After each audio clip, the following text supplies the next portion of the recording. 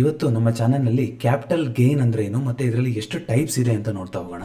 ನೋಡಿ, capital gain ಅಂತ ನಾವು ಹೇಳ್ತಾ ಇದ್ದೀವಿ ಅಂತಂದರೆ ಯಾವುದೋ ಒಂದು ಕ್ಯಾಪಿಟಲ್ ಅಸೆಟ್ ಇರಬೇಕು, ಅದ್ರ ಮೇಲೆ ಬರುವಂತಹ ಲಾಭವನ್ನು ನಾವು ಕ್ಯಾಪಿಟಲ್ ಗೇನ್ ಅಂತ ಕರಿತೀವಿ. ನಷ್ಟ ಆದರೆ ಅದನ್ನ ಕ್ಯಾಪಿಟಲ್ ಲಾಸ್ ಅಂತ ಕರಿತೀವಲ್ವಾ. ನೋಡಿ, ಇಲ್ಲಿ ಆಲ್ ಕೈಂಡ್ಸ್ ಆಫ್ ಪ್ರಾಪರ್ಟಿ ಮೇಲೆ ಕ್ಯಾಪಿಟಲ್ ಗೇನ್ಸ್ ಬೀಳುತ್ತೆ. ಅದು ಮೂವಬಲ್ ಆಗಿರ್ಬೋದು, ಇಮ್ಮೂವಬಲ್ ಆಗಿರ್ಬೋದು, ಅಂದರೆ ಸ್ಥಿರ ಆಸ್ತಿ ಆಗಿರ್ಬೋದು ಅಥವಾ ಚರ ಆಸ್ತಿ ಆಗಿರ್ಬೋದು, ಟ್ಯಾಂಜಿಬಲ್ ಇಂಟ್ಯಾಂಜಿಬಲ್, ಮುಟ್ಟಕ್ಕಾಗೋದು ಆಗಿರ್ಬೋದು, ಆಗದಲ್ಲೇ ಇರುವಂಥದ್ದಾಗಿರ್ಬೋದು.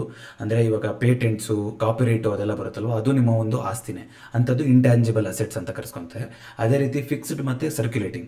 ಫಿಕ್ಸ್ಡ್ ಅಂದರೆ ಯಾವುದನ್ನು ನೀವು ಕ್ಯಾಶ್ ಆಗಿ ಬದಲಾಯಿಸೋದು ಸ್ವಲ್ಪ ಕಷ್ಟ ಇರುತ್ತೋ, ಯಾವುದೋ ಒಂದು ಓಲ್ಡ್ ಎಕ್ವಿಪ್ಮೆಂಟ್ ಇದೆ ನಿಮ್ಮ ಹತ್ರ, ಅದನ್ನು ಮಾರಿದ ಮೇಲೆ ಬರಬೇಕು ದುಡ್ಡು, ಅದು ಮಾರೋದೇ ಕಷ್ಟ, ಆದರೂ ಅದು ನಿಮ್ಮ ಪಾಲಿನ ಒಂದು ಆಸ್ತಿ. ಸೊ ಆ ರೀತಿಯಾಗಿರುತ್ತದೆ. ಬ್ಯಾಂಕ್ ಅಕೌಂಟು ಈ ರೀತಿಯಾಗಿ ಈಸಿಯಾಗಿ ಸರ್ಕ್ಯುಲೇಟ್ ಮಾಡುವಂಥದ್ದು ಸರ್ಕ್ಯುಲೇಟಿಂಗ್ ಅಸೆಟ್ ಆಗುತ್ತೆ.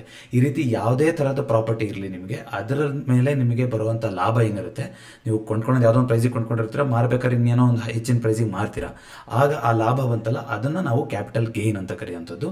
ಲಾಸ್ ಆದರೆ, ತಗೊಂಡಿದ್ದ ಪ್ರೈಸಿಗಿಂತ ಕೊಡಬೇಕಾದ್ರೆ ಲಾಸ್ ಆದರೆ ಅದನ್ನ ಕ್ಯಾಪಿಟಲ್ ಲಾಸ್ ಅಂತ ಕರಿತೀವಿ.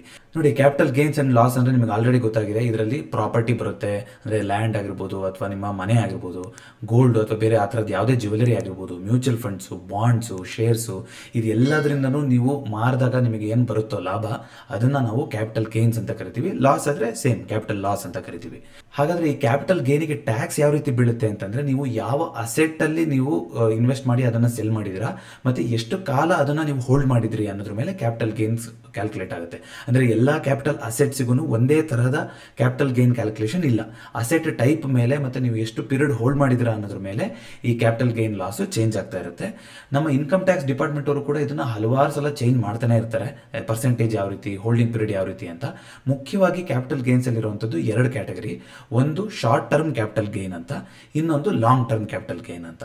ಇಲ್ಲಿ ಹೆಸರೇ ಹೇಳ್ದಂಗೆ ಶಾರ್ಟ್ ಟರ್ಮ್ ಅಂದರೆ ಅದು ಟರ್ಮ್ ಮೇಲೆ ಡಿಪೆಂಡ್ ಆಗಿದೆ. ಅಂದರೆ ನೀವು ಎಷ್ಟು ಕಮ್ಮಿ ಸಮಯ ಇಟ್ಕೊಂಡಿದ್ರೆ ಅದು ಶಾರ್ಟ್ ಟರ್ಮ್ ಕ್ಯಾಪಿಟಲ್ ಗೇನ್ ಆಗುತ್ತೆ. ನೀವು ಒಂದು ದೀರ್ಘಾವಧಿ ಹೂಡಿಕೆ ಮಾಡಿ ಆಮೇಲೆ ಮಾರಿದ್ರೆ ಅದು ಲಾಂಗ್ ಟರ್ಮ್ ಕ್ಯಾಪಿಟಲ್ ಗೇನ್ ಆಗುತ್ತೆ.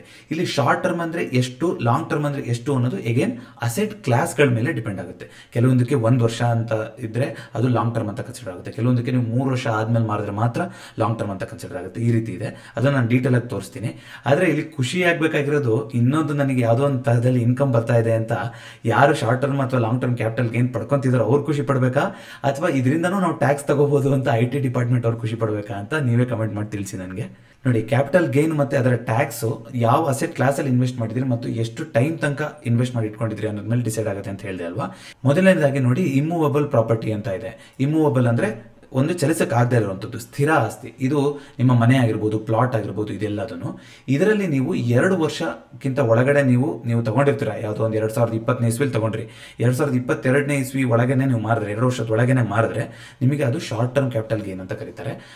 ಒಂದು ವೇಳೆ ನೀವೇನಾದರೂ 2 ವರ್ಷ ನಂತರ ಮಾರಿದ್ರೆ, ತಗೊಂಡು 2 ವರ್ಷ ಆದ್ಮೇಲೆ ಮಾರಿದ್ರೆ ಅದನ್ನ ಲಾಂಗ್ ಟರ್ಮ್ ಅಂತ ಕರಿತೀವಿ.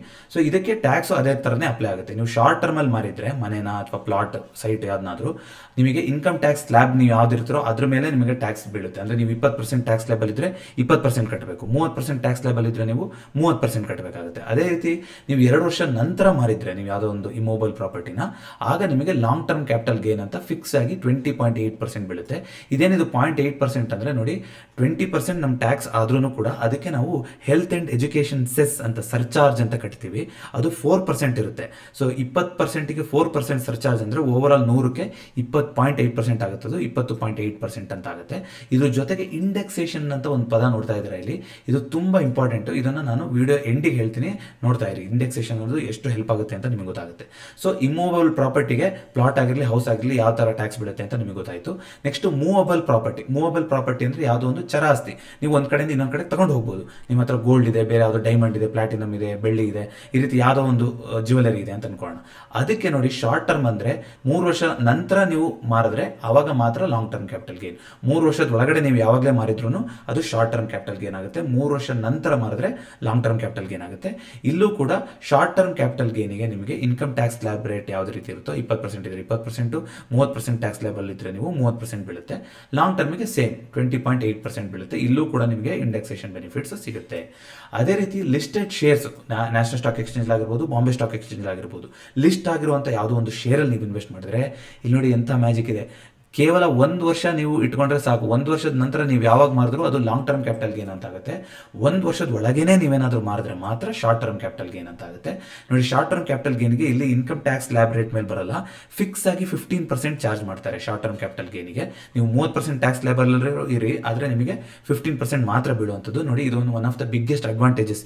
ಯಾಕೆ ಈಕ್ವಿಟಿನಲ್ಲಿ ಇನ್ವೆಸ್ಟ್ ಮಾಡೋದನ್ನು ನೋಡಿ, ಟ್ಯಾಕ್ಸ್ ಪರ್ಸ್ಪೆಕ್ಟಿವ್ ಇಂದನು ನಿಮಗೆ ಬೇರೆದ್ರಲ್ಲೆಲ್ಲ ನಿಮ್ಮ ಸ್ಲ್ಯಾಬ್ ರೇಟ್ ಮೇಲೆ ಬೀಳುತ್ತೆ, ಆದರೆ ನೋಡಿ ಇಲ್ಲಿ ಲಿಸ್ಟೆಡ್ ಶೇರ್ಸಿಗೆ ನಿಮಗೆ 15% ಬೀಳುತ್ತೆ, ಪ್ಲಸ್ ಸರ್ಚಾರ್ಜ್ ಅಂದರೆ ಅದು 0.6% ಆಗುತ್ತೆ. ಸೊ 15.6% ಆಗುತ್ತೆ.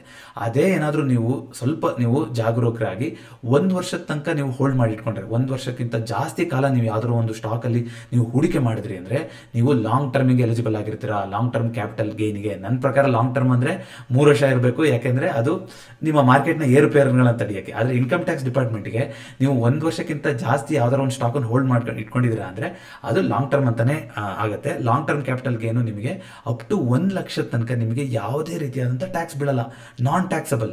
1 ಲಕ್ಷ ಅಥವಾ ಅದಕ್ಕಿಂತ ಜಾಸ್ತಿ ಏನಾದರೂ ನೀವು ಪ್ರಾಫಿಟ್ ಬುಕ್ ಮಾಡಿಕೊಂಡ್ರೆ 1 ವರ್ಷದಲ್ಲಿ, 1 ವರ್ಷಕ್ಕಿಂತ ಜಾಸ್ತಿ ಹೋಲ್ಡ್ ಮಾಡಿರುವಂಥ ಸ್ಟಾಕಲ್ಲಿ, ಆಗ ನಿಮಗೆ 10% ಬೀಳುತ್ತೆ. ಆದರೆ ಇಲ್ಲಿ ನಿಮಗೆ ಇಂಡೆಕ್ಸೇಷನ್ ಬೆನಿಫಿಟ್ ಸಿಗಲ್ಲ, 10% ನೀವು ಟ್ಯಾಕ್ಸ್ನ ಕಟ್ಟಬೇಕಾಗುತ್ತೆ. ಆದರೆ ನೋಡಿ, ಅಪ್ ಟು 1 ಲಕ್ಷ ನಿಮಗೆ ಯಾವುದೇ ರೀತಿಯಾದಂಥ ಪ್ರಾಫಿಟ್ ಇದ್ರೂ ಅದಕ್ಕೆ ಟ್ಯಾಕ್ಸ್ ಕಟ್ಟಬೇಕಾಗಿಲ್ಲ. ಯಾವಾಗ ನೀವು 1 ವರ್ಷಕ್ಕಿಂತ ಹೆಚ್ಚಿನ ಕಾಲ ಹೋಲ್ಡ್ ಮಾಡಿದಂಥ ಸ್ಟಾಕನ್ನು ಮಾರಿದಾಗ ಮಾತ್ರ.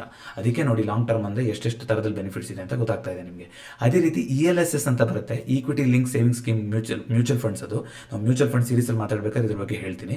ಅಲ್ಲೂ ಕೂಡ ಸೇಮ್ ರೂಲ್ಸ್ ಅಪ್ಲೈ ಆಗುತ್ತೆ. ಸ್ಟಾಕ್ಸಿಗೆ ಯಾವ ರೀತಿ ಅಪ್ಲೈ ಆಯಿತು ನಿಮ್ಮ ಶೇರ್ಸಿಗೆ, ಅದೇ ರೀತಿ 1 ವರ್ಷಕ್ಕಿಂತ ಒಳಗೇನೆ ನೀವು ಮಾರಿದ್ರೆ ಶಾರ್ಟ್ ಟರ್ಮ್ ಅಂತ ಕನ್ಸಿಡರ್ ಮಾಡ್ತಾರೆ. 1 ವರ್ಷಕ್ಕಿಂತ ಜಾಸ್ತಿ ಮಾರಿದ್ರೆ ನಿಮಗೆ ಲಾಂಗ್ ಟರ್ಮ್ ಕ್ಯಾಪಿಟಲ್ ಗೇನ್ ಅಂತ ಕನ್ಸಿಡರ್ ಮಾಡ್ತಾರೆ. ಸೇಮ್ ಇಲ್ಲೂ ಕೂಡ ಅದೇ ರೂಲ್ಸ್ ಏನಿತ್ತು ಅದೇ ಅಪ್ಲೈ ಆಗುತ್ತೆ. ಇಂಡೆಕ್ಸೇಷನ್ 1 ಲಕ್ಷಕ್ಕಿಂತ ಜಾಸ್ತಿ ಸಿಗೋದಿಲ್ಲ, ಆದರೆ 1 ಲಕ್ಷ ತನಕ ಪ್ರಾಫಿಟ್ ಏನೇ ಇದ್ರೂ ಅದು ನಾನ್ ಟ್ಯಾಕ್ಸಬಲ್ ಆಗಿರುತ್ತೆ. ಮ್ಯೂಚುವಲ್ ಫಂಡ್ಸಲ್ಲಿ ಡೆಟ್ ಓರಿಯೆಂಟೆಡ್ ಮ್ಯೂಚುವಲ್ ಫಂಡ್ಸ್ ಅಂತ ಬರುತ್ತೆ. ಡೆಟ್ ಅಂದರೆ ಗೌರ್ಮೆಂಟ್ ಸೆಕ್ಯೂರಿಟೀಸು, ಟ್ರೆಷರೀಸು, ಬಾಂಡ್ಸು, ಇದಕ್ಕೆ ಇನ್ವೆಸ್ಟ್ ಮಾಡಿರ್ತಾರೆ. ಅಂಥದ್ರಲ್ಲಿ ಮಾತ್ರ ನೋಡಿ ನಿಮಗೆ ಚೇಂಜ್ ಆಗುತ್ತೆ. ನಿಮ್ಮದು ಗೋಲ್ಡ್ ಯಾವ ಥರ ಇತ್ತೋ ಅದೇ ರೀತಿ ಡೆಟ್ ಮ್ಯೂಚುವಲ್ ಫಂಡಲ್ಲೂ ಕೂಡ ಅದೇ ರೀತಿಯೇ ಬೀಳುತ್ತೆ. 3 ವರ್ಷಕ್ಕಿಂತ ಒಳಗಡೆ ನೀವೇನಾದರೂ ಮಾರಿದ್ರೆ ಶಾರ್ಟ್ ಟರ್ಮ್ ಕ್ಯಾಪಿಟಲ್ ಗೇನ್ ಅಂತ ಕರೀತಾರೆ. 3 ವರ್ಷ ನಂತರ ನೀವು ಹೋಲ್ಡ್ ಮಾಡಿ ಮಾರಿದ್ರೆ ಮಾತ್ರ ಲಾಂಗ್ ಟರ್ಮ್ ಕ್ಯಾಪಿಟಲ್ ಗೇನ್ ಆಗುತ್ತೆ. ಇಲ್ಲೂ ಕೂಡ ನೋಡಿ, ಶಾರ್ಟ್ ಟರ್ಮ್ ಕ್ಯಾಪಿಟಲ್ ಗೇನ್ಗೆ ನಿಮ್ಮ ಸ್ಲ್ಯಾಬ್ ರೇಟ್ ಏನಿರುತ್ತೆ 20% ಇದ್ರೆ 20, 30 ಇದ್ರೆ 30, ಆ ರೀತಿ ಅಪ್ಲೈ ಆಗುತ್ತೆ.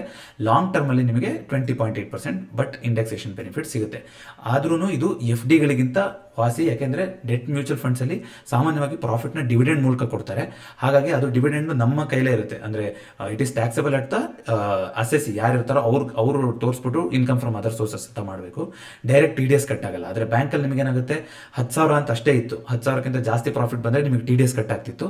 ಈಗ ಲಾಸ್ಟ್ ಇಯರಿಂದ ಅದು 40,000ಕ್ಕೆ ಜಾಸ್ತಿ ಆಗಿದೆ ಅಲ್ವಾ. 40,000 ತನಕ ಇಂಟ್ರೆಸ್ಟ್ ಬಂದರೆ ನಿಮಗೆ ಯಾವುದೇ ರೀತಿ TDS ಕಟ್ ಆಗಲ್ಲ. 40,000ಕ್ಕಿಂತ ಜಾಸ್ತಿ ಬಂದರೆ ನಿಮಗೆ TDS ಕಟ್ ಮಾಡ್ತಾರೆ. ನೀವು 15G ಅಥವಾ 15H ಫಾರ್ಮ್ ಸಬ್ಮಿಟ್ ಮಾಡಿ ನೀವು ನಿಮ್ಮದು ಎಕ್ಸಾಮ್ಷನ್ ಲಿಮಿಟ್ಗಿಂತ ಒಳಗಿದ್ದೀರಾ ಅಂತ ತೋರಿಸಬೇಕು, ಅದೆಲ್ಲ ಮಾಡಬೇಕು. ಸೀನಿಯರ್ ಸಿಟಿಸನ್ಸ್ ಆದರೆ 50,000. ಬಟ್ ಹೇಳಿದ್ದು ನಿಮಗೆ FDಗಿಂತ ಡೆಟ್ ಮ್ಯೂಚುವಲ್ ಫಂಡ್ಸಲ್ಲಿ ಇಂಡೆಕ್ಸೇಷನ್ ಬೆನಿಫಿಟ್ಸು ಸಿಗುತ್ತೆ, ಮತ್ತು ನಿಮಗೆ TDS ಅಂತ ಡೈರೆಕ್ಟಾಗಿ ಕಟ್ ಆಗೋದಿಲ್ಲ. ಇಲ್ಲಿ ನೋಡಿ, ಬಾಂಡ್ಸ್ ಅಂತ ಬರುತ್ತಲ್ವಾ, ಬಾಂಡ್ಸ್ ಟ್ರೆಷರೀಸಿಗೂ ಕೂಡ ಸೇಮ್ ರೂಲ್ ಅಪ್ಲೈ ಆಗುತ್ತೆ. ನೀವು 1 ವರ್ಷಕ್ಕಿಂತ ಜಾಸ್ತಿ ಹೋಲ್ಡ್ ಮಾಡಿದರೆ ಆಗ ನಿಮಗೆ ಅಲ್ಲಿ 3 ವರ್ಷ ಅಂತ ಬರಲ್ಲ, 1 ವರ್ಷ ಅಂತ ಬರುತ್ತೆ. 1 ವರ್ಷಕ್ಕಿಂತ ಜಾಸ್ತಿ ಹೋಲ್ಡ್ ಮಾಡಿದರೆ ನಿಮಗೆ ಲಾಂಗ್ ಟರ್ಮ್ ಕ್ಯಾಪಿಟಲ್ ಗೇನ್ ಅಂತ ಬರುತ್ತೆ. ಆದರೆ ಅಲ್ಲಿ 20% ಚಾರ್ಜ್ ಮಾಡ್ತಾರೆ. ಏನು ಡೆಟ್ ಮ್ಯೂಚುವಲ್ ಫಂಡ್ಗೆ ಏನಿದೆಯೋ ಅದೇ ರೀತಿ ಚಾರ್ಜಸ್ ಆಗುತ್ತೆ ಬಾಂಡ್ಸಲ್ಲಿ. ಬಟ್ ಟೆನ್ಯೂರ್ ಮಾತ್ರ 1 ಇಯರ್ ಅಂತ ಇದೆ. ಕೆಲವೊಂದು ಟ್ಯಾಕ್ಸ್ ಸೇವಿಂಗ್ ಬಾಂಡ್ಸ್ ಅಂತಲೂ ಇದೆ, ಅದು ನೋಡೋಣ. ಮತ್ತು ನಾನು ಆಗಲೇ ಹೇಳ್ದಂಗೆ ಕೆಲವೊಂದು ರೂಲ್ಸ್ ಅವಾಗವಾಗ ಚೇಂಜ್ ಮಾಡ್ತಾರೆ ಅನ್ನಲ್ಲ. ಯಾವ್ಯಾವ ಚೇಂಜ್ ಮಾಡಿದ್ದಾರೆ ಅಂತ ನೋಡೋದಾದರೆ, ನೀವು ನೋಡಿ, ಈ ಇಮ್ಮೂವಬಲ್ ಪ್ರಾಪರ್ಟಿ ಇತ್ತಲ್ಲ, ಇದು ಮೊದಲು 3 ವರ್ಷ ನೀವು ಹೋಲ್ಡ್ ಮಾಡಿರಬೇಕು. ಅಂದರೆ ಯಾವುದೊಂದು ಮನೆ ತೊಗೊಂಡಿದ್ದೀರಾ ಅಂದರೆ ಕನಿಷ್ಠ 3 ವರ್ಷ ನಿಮ್ಮ ಹತ್ರ ಇರಬೇಕು. 3 ವರ್ಷ ಆದಮೇಲೆ ಮಾರಿದ್ರೆ ಮಾತ್ರ ಅದು ಲಾಂಗ್ ಟರ್ಮ್ ಅಂತ ಕನ್ಸಿಡರ್ ಮಾಡ್ತಿದ್ರು. 2017-18ರಲ್ಲಿ ಅದನ್ನ 2 ವರ್ಷಕ್ಕೆ ಇಳಿಸಿದ್ದಾರೆ, ಕಮ್ಮಿ ಮಾಡಿದ್ದಾರೆ. ಅದೇ ರೀತಿ ಶೇರಲ್ಲಿ ನಿಮಗೆ 2018ಕ್ಕಿಂತ ಮುಂಚೆ ಎಷ್ಟೇ ಪ್ರಾಫಿಟ್ ಆಗಲಿ ಅದಕ್ಕೆ ನಿಮಗೆ ಟ್ಯಾಕ್ಸೇ ಅಪ್ಲೈ ಆಗ್ತಾ ಇರಲಿಲ್ಲ. 2018ರಿಂದ ಈಚೆಗೆ 1 ಲಕ್ಷದ ತನಕ ಮಾತ್ರ ನಾನ್ ಟ್ಯಾಕ್ಸಬಲ್ಲು. 1 ಲಕ್ಷಕ್ಕಿಂತ ಜಾಸ್ತಿ ನಿಮಗೆ ಇನ್ಕಮ್ ಬರ್ತಾ ಇದೆ ಅಂದರೆ ಅದನ್ನ ಟ್ಯಾಕ್ಸಬಲ್ ಅಂತ ಮಾಡಿದ್ರು. ಈ ರೀತಿಯಾಗಿ ಚೇಂಜ್ ಆಗ್ತಾ ಇರುತ್ತೆ. ಇನ್ನು ಕೆಲವೊಂದು ಕ್ಯಾಪಿಟಲ್ ಗೇನನ್ನು ತಪ್ಪಿಸ್ಕೊಳಕ್ಕೂ ಸುಮಾರು ದಾರಿಗಳಿದೆ. ನೀವು ಯಾವುದೋ ಒಂದು ಪ್ಲಾಟ್ ಅಥವಾ ಮನೆನ ಮಾರಿರ್ತೀರಾ ಅಂತ ಇಟ್ಕೊಳ್ಳಿ. ಮನೆ ಮಾರಿ ನೀವು ನೆಕ್ಸ್ಟ್ ಇಮಿಡಿಯೇಟ್ ಆಗಿ 2 ವರ್ಷದ ಒಳಗಡೆನೆ ನೀವೇನಾದರೂ ಬೇರೆ ಯಾವ್ದಾದ್ರು ಪ್ರಾಪರ್ಟಿ ತಗೊಂಡ್ರಿ ಅಂದರೆ ಆ ಕ್ಯಾಪಿಟಲ್ ಗೇನ್ ಅಲ್ಲಿ ಇನ್ವೆಸ್ಟ್ ಮಾಡ್ತೀರಿ ಅಂದರೆ ಅದು ನಿಮಗೆ ಖಂಡಿತ ಟ್ಯಾಕ್ಸ್ ಫ್ರೀ ಆಗುತ್ತೆ. ಅಂದರೆ ಒಂದು ಪ್ರಾಪರ್ಟಿ ಕೊಟ್ಟು ನೀವು ಇನ್ನೊಂದು ಪ್ರಾಪರ್ಟಿ ತೊಗೊಂಡ್ರೆ, ಒಂದೊಂದಿತ್ತು ಅದನ್ನು 2 ಪ್ರಾಪರ್ಟಿ ತೊಗೋಬೋದು ಅಂತಲೂ ಮಾಡಿದ್ದಾರೆ. ಅಂದರೆ ಒಂದು ಪ್ರಾಪರ್ಟಿ ನೀವು ಮಾರಿ 2 ಪ್ರಾಪರ್ಟಿನ ತಗೋಬೋದು. ಜೀವಮಾನದಲ್ಲಿ ಒಂದ್ಸಲ ಮಾತ್ರ ಆ ರೀತಿ ಅಲೋ ಇರೋದು. ಆ ರೀತಿ ಮಾಡಿದ್ರೆ ನಿಮಗೆ ಕ್ಯಾಪಿಟಲ್ ಗೇನ್ಸ್ ಅಂತ ಏನು ಬಂದಿರುತ್ತೋ ಹಳೆ ಪ್ರಾಪರ್ಟಿ ಮಾರಿದಾಗ ಅದಕ್ಕೆ ಏನು ನೀವು ದುಡ್ಡು ಕೊಡಬೇಕಾಗಿಲ್ಲ.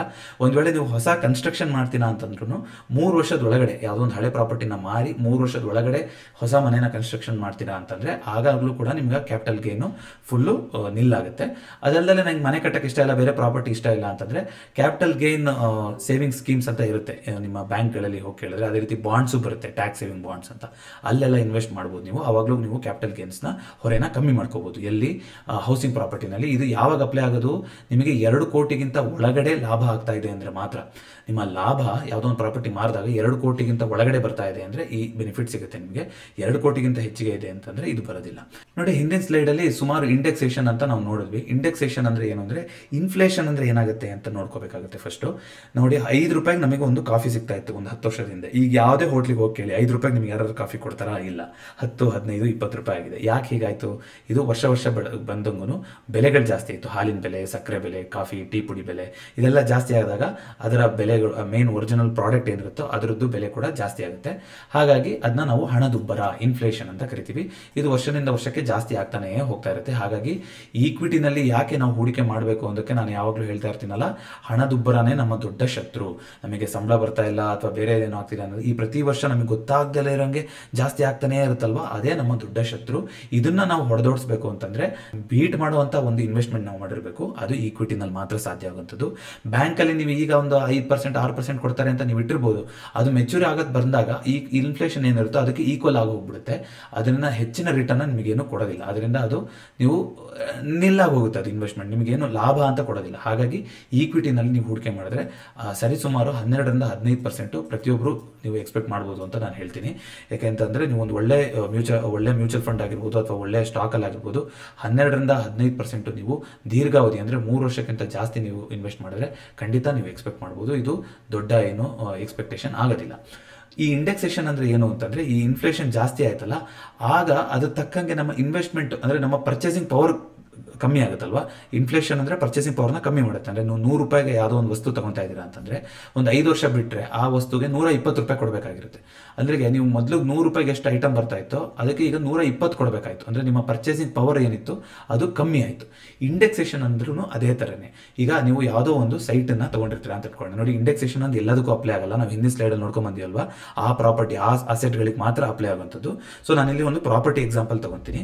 ನೀವು 2012-13 ಇಸ್ವಿನಲ್ಲಿ ಯಾವುದೋ ಒಂದು ಪ್ಲಾಟೋ, ಮನೆನೋ ಏನೋ ಒಂದನ್ನು ನೀವು 50 ಲಕ್ಷ ಕೊಂಡು ತೊಗೊಂಡಿರ್ತೀರಾ ಅಂತ ಅನ್ಕೊಳ್ಳೋಣ. 50 ಲಕ್ಷ ರೂಪಾಯಿ ಇನ್ವೆಸ್ಟ್ ಮಾಡಿದ್ದೀರಾ.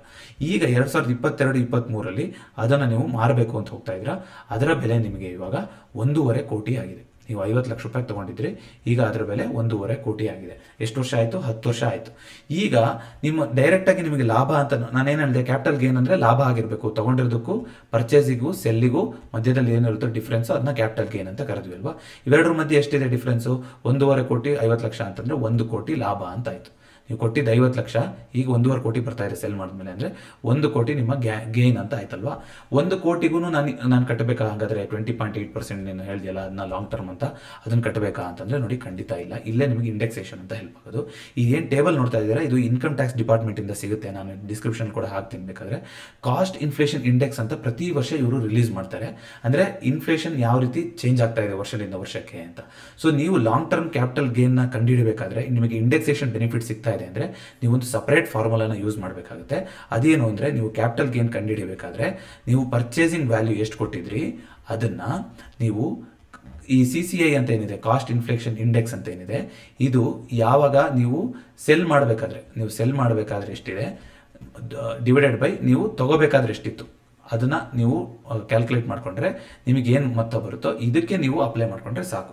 ಈಗ ಅಪ್ಲೈ ಮಾಡ್ತಾ ನೋಡೋಣ ಕ್ಯಾಪಿಟಲ್ ಗೇನ್ ಎಷ್ಟು ಅಂತ ಕಂಡುಹಿಡಬೇಕು ಅಂದರೆ, ಪರ್ಚೇಸಿಂಗ್ ವ್ಯಾಲ್ಯೂ ಎಷ್ಟು ನಿಮ್ಮದು? 50 ಲಕ್ಷ ಇದೆ ಅಲ್ವಾ. 50 ಲಕ್ಷನ ನೀವು ಇಲ್ಲಿ ಹಾಕಿ 50 ಲಕ್ಷ. ಅದೇ ರೀತಿ ಇಲ್ಲಿ ನಿಮಗೇನಿದೆ CCI ನೀವು ಸೆಲ್ ಮಾಡಿದ ವರ್ಷ ಯಾವುದು? 2022-23. 2022-23ರಲ್ಲಿ 331 ಅಂತ ಇದೆ. 331 ಬೈ ಮಾಡಿದ್ದು 2012-13ರಲ್ಲಿ, ಅವಾಗ 200 ರೂಪಾಯಿ ಇತ್ತು, 200 ಅಂತ ಇತ್ತು. ಸೊ 200 ಅಂತ ಹಾಕಿ ಈ ವ್ಯಾಲ್ಯೂ ಏನು ಬರುತ್ತೋ ನಿಮಗೆ ಇದಕ್ಕೆ ಮಾತ್ರ ನೀವು ಕ್ಯಾಪಿಟಲ್ ಗೇನ್ನ ಪೇ ಮಾಡಬೇಕು. ಅಂದರೆ ಇಷ್ಟು ಈಗ ನೀವು ತೊಗೊಂಡಿದ್ದಿದ್ರೆ ಈ ಪ್ರಾಪರ್ಟಿ 50 ಲಕ್ಷ ಅಂತ ಏನು ಕೊಟ್ಟು ತೊಗೊಂಡಿದ್ರು ಅದನ್ನ ಈಗ ತೊಗೊಂಡಿದ್ರೆ ನಿಮಗೆ ಎಷ್ಟು ಬೀಳ್ತಿತ್ತು ಅಂತ ಒಂದು ಲೆಕ್ಕ ಸಿಗುತ್ತಿದ್ದು ನೋಡಿ. 331 ಡಿವೈಡೆಡ್ ಬೈ 200 ಇಂಟು 50 ಲಕ್ಷ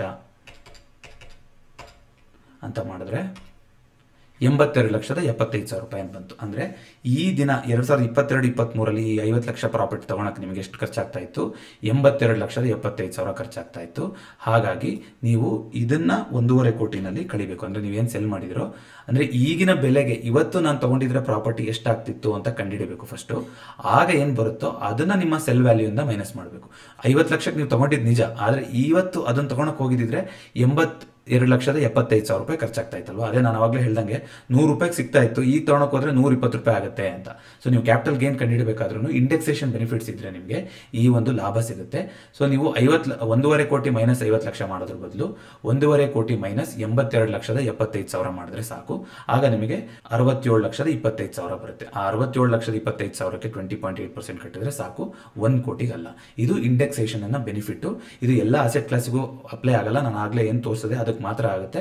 ಅದಕ್ಕೆ ನೀವು ಕ್ಯಾಲ್ಕುಲೇಷನ್ಗೆ ಇದೇ ಕ್ಯಾಲ್ಕುಲೇಷನ್ನ ಮಾಡುವಂಥದ್ದು ಮೆಥಡ್.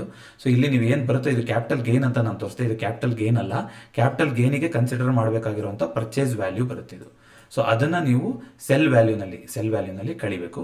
ಆಗ ಏನು ಬರುತ್ತೋ ಡಿಫ್ರೆನ್ಸು, ಈ ಎರಡು ಡಿಫ್ರೆನ್ಸಿಗೆ ನೀವು ಕ್ಯಾಪಿಟಲ್ ಗೇನ್ನ ಕಂಡುಹಿಡಬೇಕಾಗುತ್ತೆ. ಈ ವಿಡಿಯೋ ಇಷ್ಟ ಆಗಿದ್ರೆ ದಯವಿಟ್ಟು ವಿಡಿಯೋನ ಲೈಕ್ ಮಾಡಿ, ನಿಮ್ಮ ಫ್ರೆಂಡ್ಸ್ ಜೊತೆಗೆ ಶೇರ್ ಮಾಡಿ, ಹಾಗೂ ಚಾನಲ್ಗೆ ಸಬ್ಸ್ಕ್ರೈಬ್ ಮಾಡಿ. ಮಾರ್ಕೆಟ್ ಮಾತುಕತೆಯಲ್ಲಿ ಮತ್ತೆ ಭೇಟಿಯಾಗೋಣ. ನಮಸ್ಕಾರ.